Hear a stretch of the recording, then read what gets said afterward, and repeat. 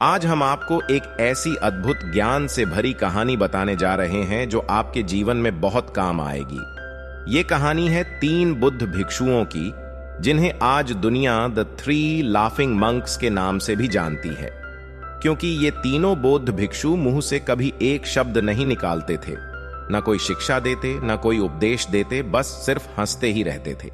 वे इस तरह हंसते थे कि मानो हंसना ही इनकी जिंदगी का उद्देश्य हो।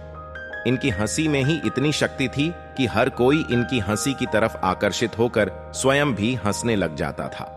वो बौद्ध भिक्षु जब हंसना शुरू करते तो ऐसे हंसते कि मानो वो उनके जीवन की आखिरी हंसी हो।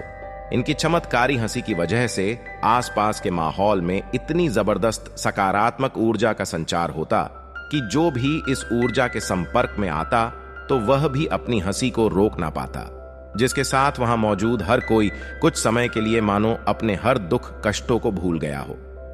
इन तीनों महान भिक्षुओं के लिए इनकी हंसी ही इनका तप और साधना थी। एक दिन ये 3 भिक्षु भ्रमण करते हुए एक गांव के बीचों बीच पहुंचे और वहां खड़े होकर जोर जोर से हंसने लगे। वहां के लोग शुरू शुरू में उन्हें हंसता हुआ देखकर उन्हें हैरानी भरे भाव से देखने लगे, लेकिन जब वो रोज उन्हें जोर जोर से हंसते हुए देखते तो वो खुद भी अपनी हंसी नहीं रोक पाए और वह भी उन बौद्ध भिक्षुओं के संग हंसने लगे, क्योंकि वो बौद्ध भिक्षु दिल खोलकर हंसते थे। उनके हंसने का अंदाज ही ऐसा होता कि हर कोई उस वक्त तक अपने तमाम दुख व परेशानी को भूलकर हंसने पर मजबूर हो जाता, बस उन्हें देखता ही रहता। देखते ही देखते कुछ दिनों में भिक्षुओं के साथ हंसने वालों की भीड़ बढ़ने लगी। एक दिन ये हंसी गांव के लगभग हर इंसान के चेहरे पर खिलने लगी। ये वो पल था जब वो 3 भिक्षु बहुत दिनों बाद किसी गांव में आए थे। इन भिक्षुओं की हंसी ही उनकी प्रार्थना थी, क्योंकि वो किसी से एक शब्द भी नहीं बोलते थे, वो बस हंसी का माहौल बना देते थे। पूरे चाइना में उनको प्यार और लगाव मिलने लगा। फिर एक दिन ऐसा भी आया जब एक गांव में तीनों भिक्षु में से एक की मृत्यु हो गई। वहां जैसे ही गांव के लोगों को यह बात पता चली तो गांव के लोगों की भीड़ जमा होने लगी, ये देखने के लिए कि बाकी के 2 भिक्षु अब किस तरह का बर्ताव कर रहे होंगे। इस वक्त उनकी मनोदशा क्या होगी। जरूर आज वो भी उदास होंगे। आज हम जिंदगी में पहली बार बाकी दोनों भिक्षुओं को रोता हुआ देखेंगे। अब सब लोगों का यही मानना था, लेकिन जब धीरे धीरे लोगों की भीड़ उन भिक्षु के पास जमा होती गई, सब वहां का दृश्य देख बहुत ही दंग थे, क्योंकि बाकी के 2 भिक्षु जमीन पर पड़े तीसरे भिक्षु की मौत पर जोर जोर से हंस रहे थे। लगातार बस हंसते ही जा रहे थे। भीड़ में खड़े एक व्यक्ति ने उनसे पूछ ही लिया कि ऐसे समय में आप उदास होने के बजाय हंस क्यों रहे हैं। हालांकि वहां खड़ा हर व्यक्ति भी यही जानना चाहता था। और अब यह पहला समय था जब उन हंसने वाले भिक्षु में से एक ने चुप्पी तोड़ी और शब्दों से जवाब दिया कि हम इसलिए हंस रहे हैं क्योंकि जब हम इस गांव आ रहे थे तब इस भिक्षु मित्र ने हमसे शर्त लगाई थी कि कौन हम तीनों में से बाकी 2 को हराकर हंसते हंसते पहले मरेगा, और ये भिक्षु जीत गया। भिक्षु की यह बात सुन वहां मौजूद सभी लोग भावुक हो गए।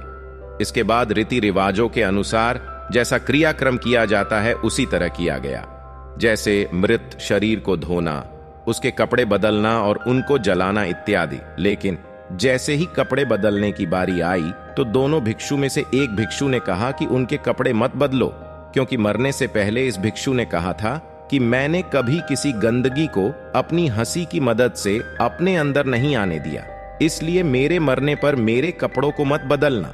इस तरह उस भिक्षु के शरीर को बिना कपड़े बदले जला दिया गया। जब उनकी चिता जलाई गई तो तब कुछ अजीब हुआ। चिता से कुछ पटाखे फटने की आवाज आई और देखते ही देखते वहां चारों तरफ चिता से निकलकर खूबसूरत रंग बिरंगी रोशनी सी हुई। वो दृश्य इतना चमत्कारी था जिसे देख वहां मौजूद कोई भी व्यक्ति अपनी हंसी को रोक नहीं पाया। इस तरह वो भिक्षु मरने के बाद भी लोगों को हंसा गया।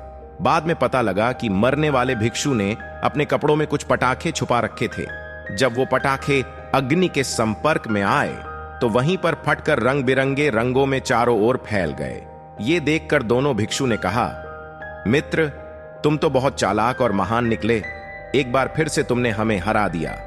तुम्हारे द्वारा दी गई ये हंसी दुनिया में सबसे खूबसूरत आखिरी हंसी के नाम से जानी जाएगी। दोस्तों, इन 3 भिक्षुओं के जीवन की इस घटना से हमें यह सीख मिलती है कि जीवन ईश्वर द्वारा दिया गया एक खूबसूरत वरदान है। इसे खुलकर जी लो। जिंदगी का कोई भरोसा नहीं। जीवन को किसी भी तरह के दुख, तनाव और बेवजह के अनैतिक आधर्मिक कार्यों एवं क्रियाओं में व्यर्थ न करो। जो भी काम करो उसे इतनी शिद्दत के साथ करो कि हर कोई तुमसे प्रेरित होकर अपने जीवन को बदल सके। जीवन में किसी भी तरह के तनाव से मुक्त होने का यह सबसे उत्तम तरीका है, क्योंकि दिल से निकली हंसी मन को सकारात्मक ऊर्जा से भर देती है। जीवन में हमेशा अच्छे कर्म करते रहो, क्योंकि इन सब का जीवन पर बहुत से चमत्कारी प्रभाव पड़ते हैं। उम्मीद करता हूं आज इस कहानी से आपने खूबसूरत ज्ञान पाया होगा। हमारा चैनल कुशल विचार आपके लिए और भी अच्छी कहानियां लाता रहेगा।